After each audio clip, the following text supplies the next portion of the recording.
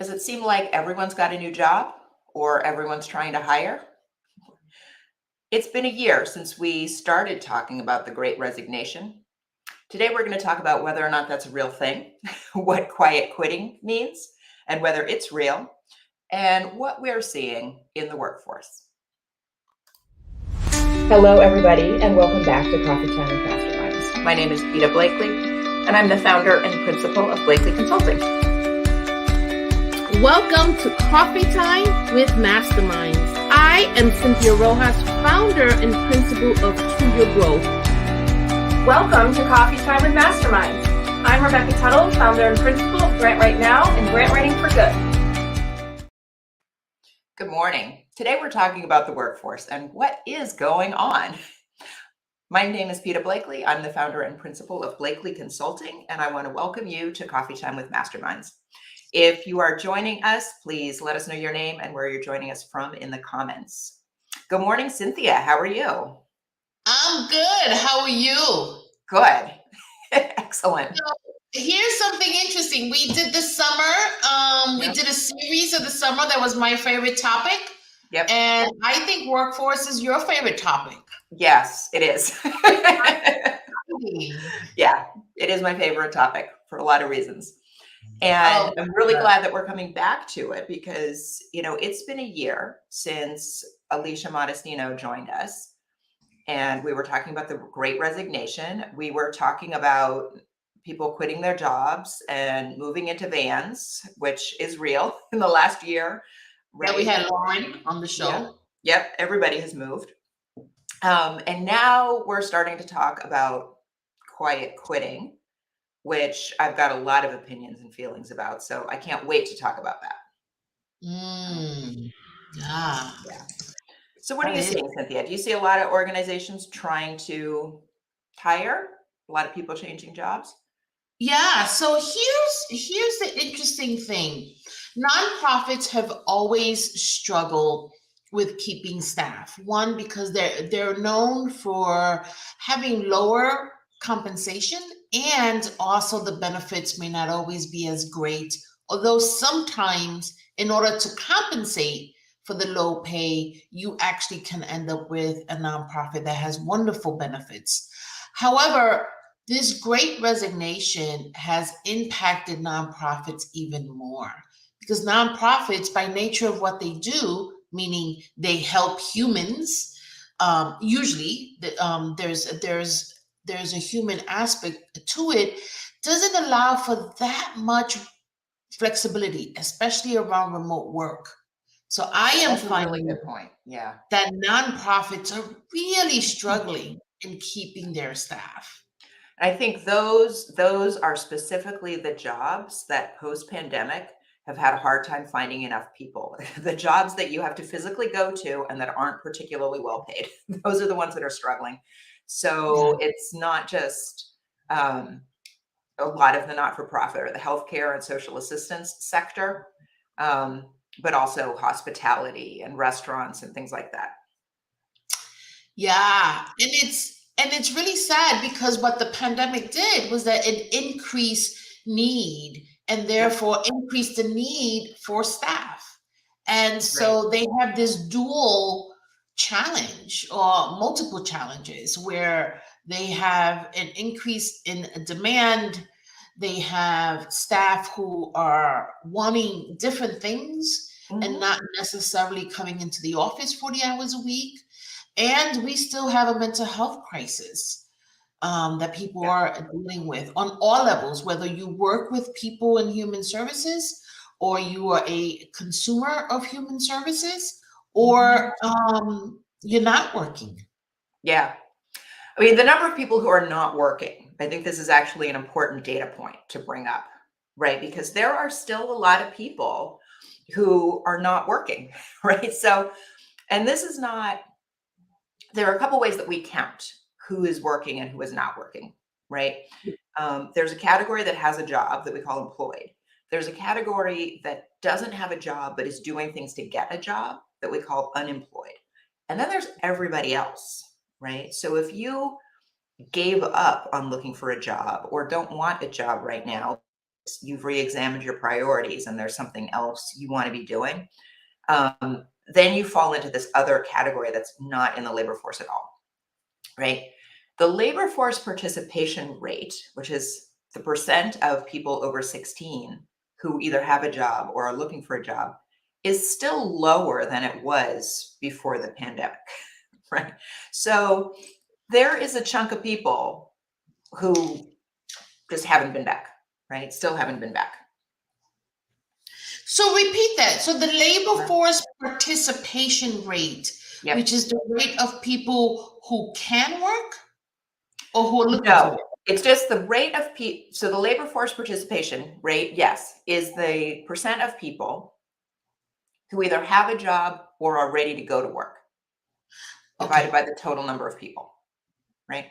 So the Okay. people that are outside of that might be retired, might be disabled and have decided that working is not for them, might just be discouraged. They looked for a whole lot of jobs, they never got one, they've quit looking.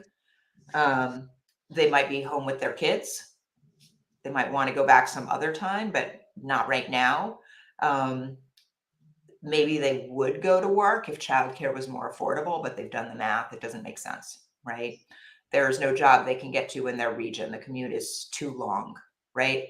So there's a whole population of people that, with a bit of support, might get back into the workforce, right? Mm. So January 2020, 63.4% of Americans were either working or looking for a job. April 2020, it was 60.2%, right? So we lost 3% of the entire US population just disappeared from the workforce. And now we're back up to 62.4%. So we're still not back up to where we were right before the pandemic. And there's like 1% that's gone off to find themselves, right? Just not feeling well enough to engage, right? Just doesn't think it's for them. So there's, and I like the labor force participation rate. I think that is a sign of health, like overall well-being for adults Mm. in Mm. a country or a region, right? When people have the resources that they need to either hold down a job or look for a job, chances are, they're feeling reasonably healthy. They had a good meal. They have the tools they need to look for a job. Like they've got a computer, right? They've got skills that they think are relevant in the marketplace. They're not panicked about what they're going to eat or where they're going to sleep tonight. They have something to wear to an interview, right? So it's like a general measure of well-being. Yeah. And so I'd say, like, having a chunk of people who aren't there, if you're getting the impression that there are a lot of people that just aren't there to work for you, you're right. They're not there. We are missing a big chunk of people. So, That's interesting. That's interesting. And so, you mentioned where did I go? And I get asked yeah. that all the time. And Mhm. if not everybody went off to start a business. No. And at first there was a thought that many people went and started Ubering or doing these kinds of Yeah, the gig jobs economy.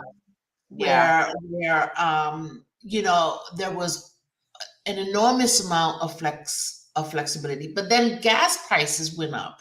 Yeah. And so actually Uber drivers decreased. And so there's a lot of Airbnbs. So people everywhere I turn, I am reading about the creativity that people Mhm. have come up with to develop passive income. Yeah. And so I'm meeting tons of people who are living their best life. Hmm. So we have that group of people also to think about. Yeah. Yeah. And that's, one of the things that Alicia talked about when she came on the show, and this is back when we had extended unemployment and there was some concern about what's going to happen when this ends. And she was saying, well, the unemployment is just giving people the opportunity to really think about what they actually want to do in their lives, Yeah. right?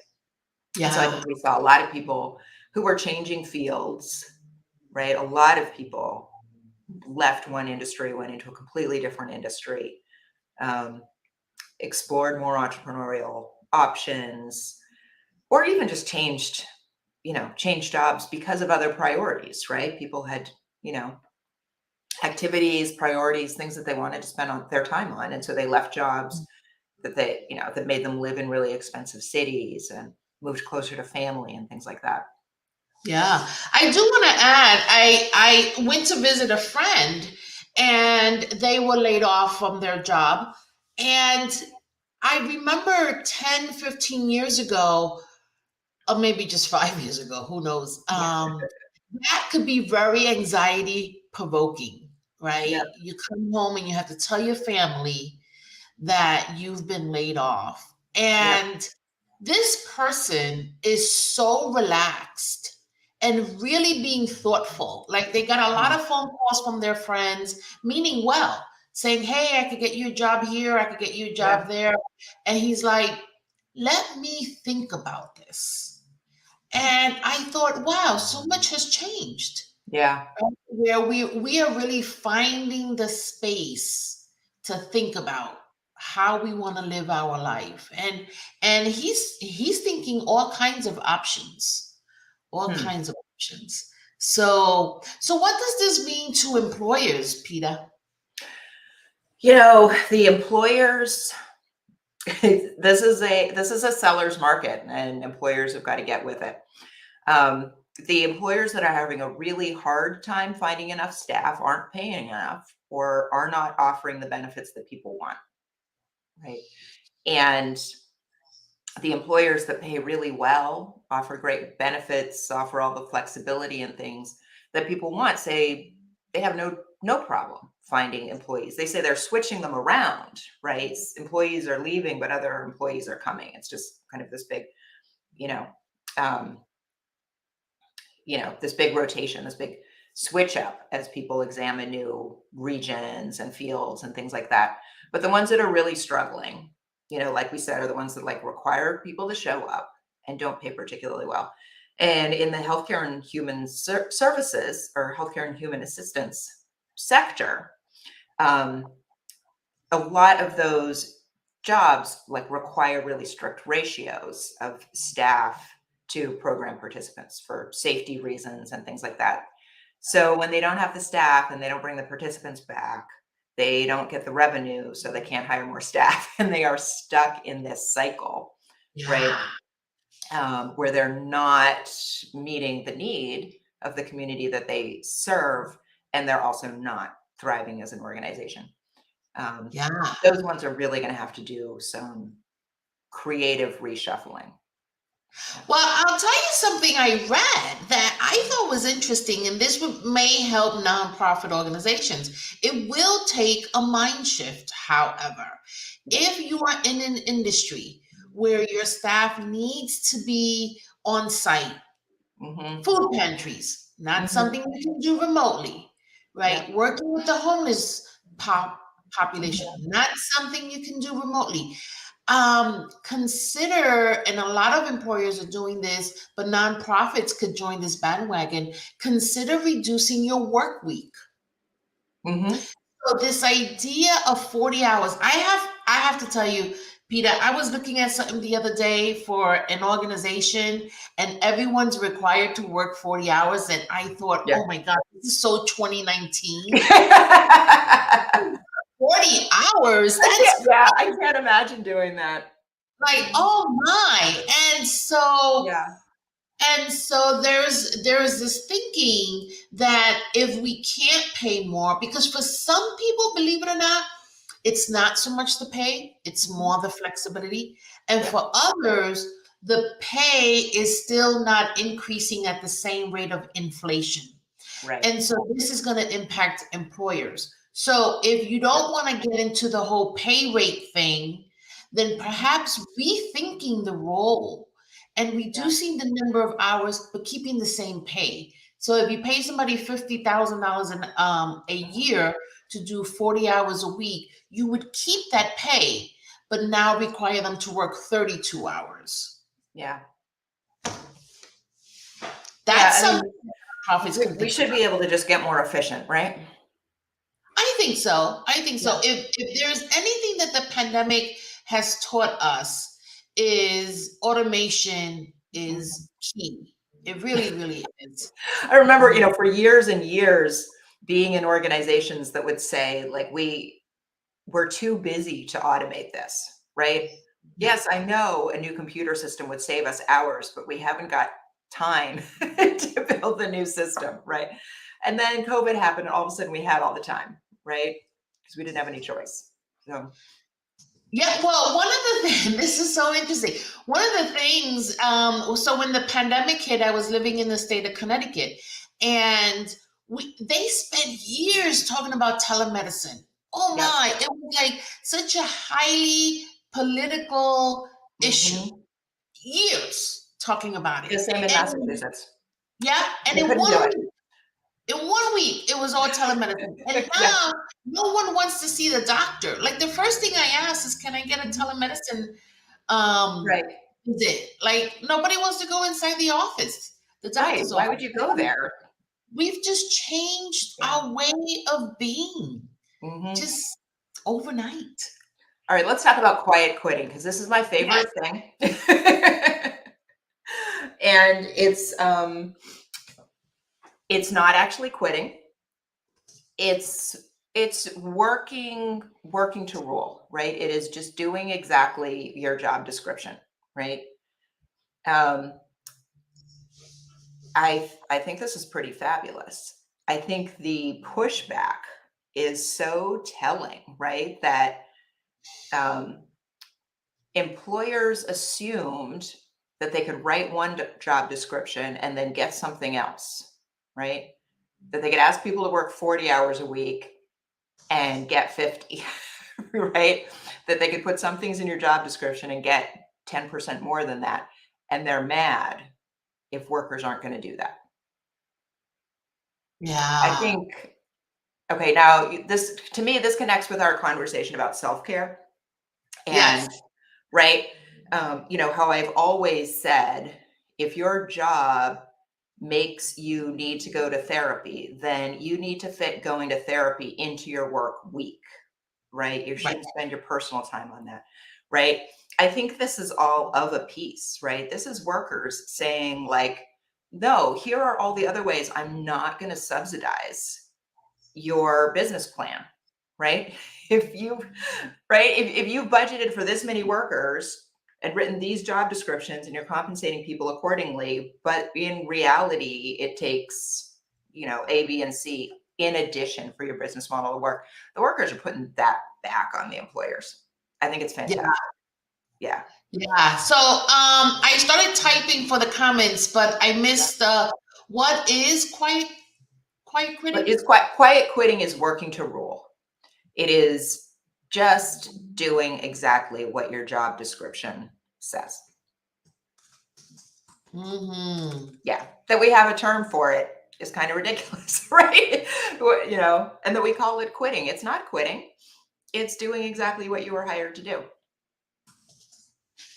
So let me ask you something, because we also talk about leadership, and so we know that one of the organic pathways to leadership is going beyond, right? Yep. Showing skills that you may not have been hired for, but that then open up your managers or your boss's imagination to what you could do, right? That is one pathway to leadership.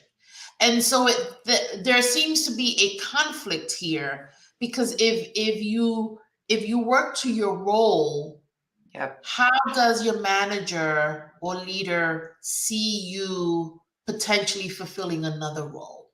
Well, so I think that's on your manager then, right?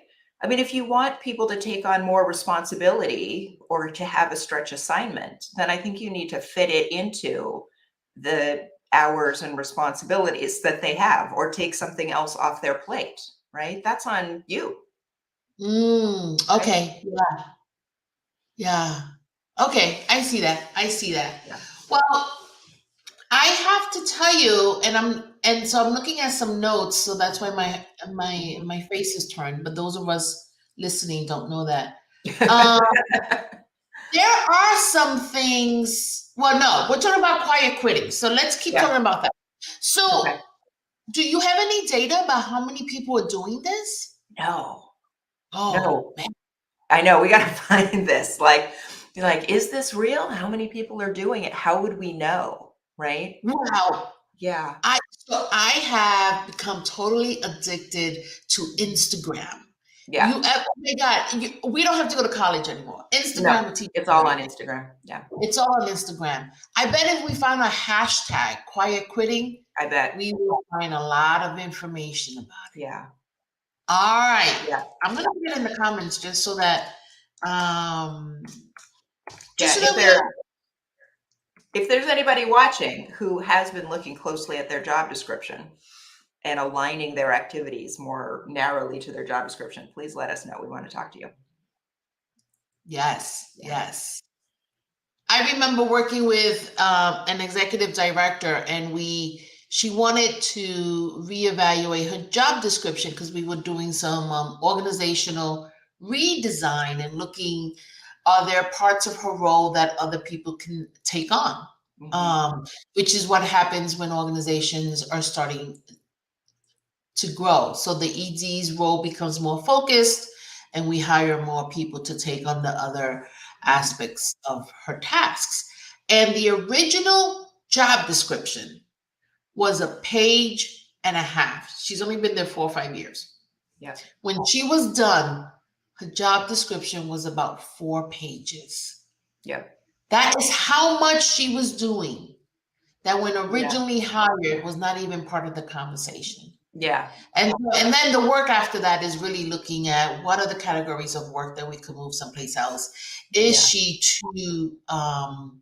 Is her work too broad and too wide to really lead a growing organization? But Yeah. I thought that was really interesting. And preventing other people from taking on leadership roles. Yes. Yes. Yeah. So you've always been a proponent of getting paid for what you do. One of the things I appreciate about you is that you continue to put the burden on the employer. Yeah. Yeah, which is very interesting. I have to tell you, Peter, I have never thought about it that way. I always just wanted to show my skills because I wanted to work my way up. Like this was my vision in life, was that I was gonna become a leader. I think a lot of people have been disappointed in how that's worked out, right? Yes. Yeah. Yeah. I think so. Yeah, and I think that you can I think you can demonstrate your skill in your job, right? You don't have to demonstrate your skill in somebody else's job to get promoted. Yeah. Yes. Yes. Yeah. I like that. I do want to add something that I read that I thought was really interesting and poses an additional challenge to our nonprofit organizations. And this is why people are leaving.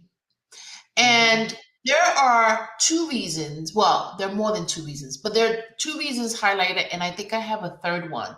But one is that this idea of hybrid or remote work, is decreasing the number of tight or emotional bonds that employees are forming. It is easier to leave a workplace where you have less emotional connection with people than it is when you feel like you're part of a work family. Yeah. And I've definitely been there. There are times I would not leave a company because I couldn't imagine not seeing those people again, like the people I work with, right? So because remote work is reducing our emotional connections to people we work with, it is becoming easier to leave. And then the pool of employers has grown. Now with remote work, someone can hire me from California. Yeah. And so I never have to leave my home. And that has made it the seller's market. Yeah. That you talked about. Yes. So we have to find creative ways, and some things that I know, caller. and so And so some things that organizations are doing is that they're really looking at wellness in the workplace. Another thing that Peter talked about a year and a half ago, right? Yes, right. In that first show. Listen to you, we would be great. I listen to you, but I think the whole world needs to listen to you.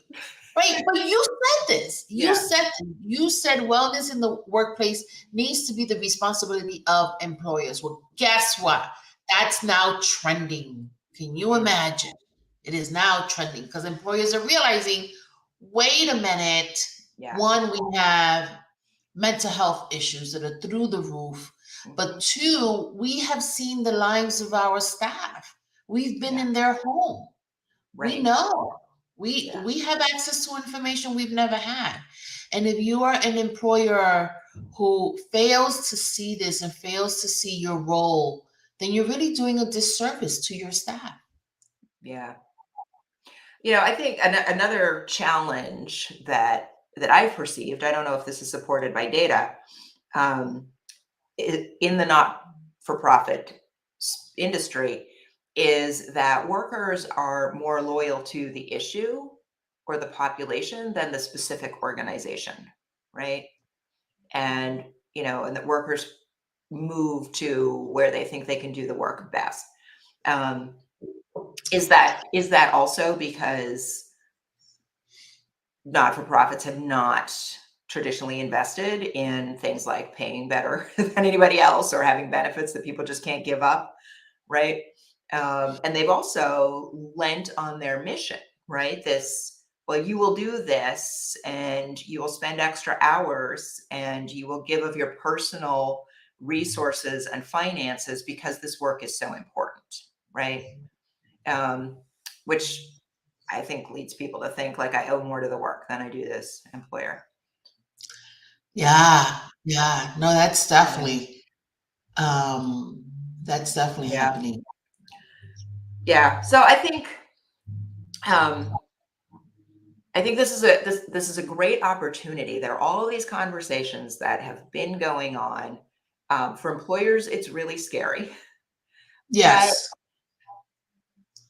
in crisis is an opportunity, right?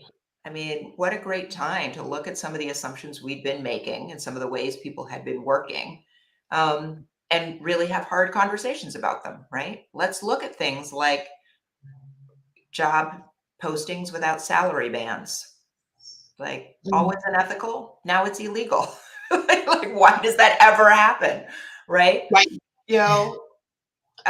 Having workers use their own cars and cell phones. Hey, if you can't afford to have people, either reimburse them for their mileage or have them use a company phone, then maybe this business model where they're out in the field during the day and you're in communication with them does not work because your lowest paid workers should not be subsidizing that, right? It's a fantastic opportunity to look at these business models that I think frankly weren't working, right? Yeah. Oh God, yeah. Yeah. Yeah, people are tired. We're still tired. It's not over. And so we are seeing the long-term effects or the effects of this long-term state of existing. People still fear getting ill and still fear coming to places. There are still places that I go to that require a mask. There are few, but there's still places that require a mask. Yeah, So, I mean, this is still going on, right? Like it's very real. Yeah. And I think that this was a large scale disaster, right? It shook a lot of relationships, right? And it shook everybody out of their routines and things that they were just doing out of habit. And the relationship between employer and employee was, ready for reexamination. Yeah. And to add to what you were saying before, this is so true about employees. So I just put in the comments, looking for organizations to take a stand, right? So gone are the days where you separate what's happening in our societal landscape from what's happening at work. This is all Yeah. intertwined. And so we've Yep. seen it with the Me Too movement, we've seen it with the murder of George Floyd, we're seeing it with there was a recent but before these more recent events, there also I was part of the workforce when recycling became a thing. Yeah. Right. And committees were formed, and how can we become a greener organization? And that was something that for me was the first time that I saw employers looking at values that were important to their staff and helping them bring it into the workplace. That's it. Yeah, that's an interesting way of looking at it. Yeah. Yeah. So, okay. Well, we could talk about this topic forever. I think we are. And we will. We will. So, but this has been interesting. And I love it when it's just you and I. Yeah. I mean, I love having guests, but I also love just chatting with you. And so thank you. Thank you for that. And thank you to our LinkedIn user who just joined us. All right. So have a great weekend. Have a great weekend, everybody. Bye.